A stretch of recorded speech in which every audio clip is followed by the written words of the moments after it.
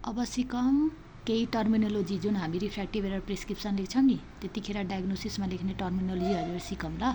अब सबभन्दा सुरुमा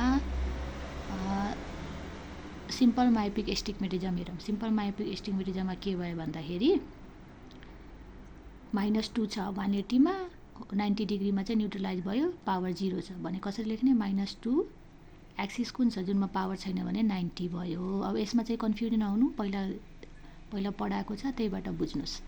यो 20 मा पावर भयो, 180 मा चाहिँ पावर भयो, 90 मा चाहिँ एक्सिस भयो। एक्सिसमा पावर हुँदैन नि त। -2 एट 90 भनेपछि यो सिलिन्डर कुन छ माइनसमा छ भनेपछि सिम्पल मायोपिक एस्टिग्मेटिजम भयो। अब हेर्नु सिम्पल हाइप्रोपिक एस्टिग्मेटिजम। सिम्पल हाइप्रोपिक एस्टिग्मेटिजममा कस्तो भयो +2 एट 90।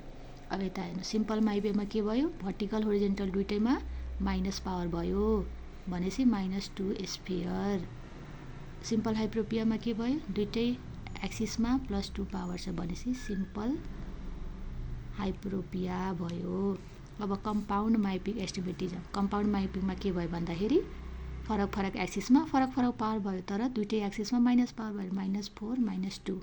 यसलाई लेख्दाखेरि हामी कसरी लेख्छौँ -2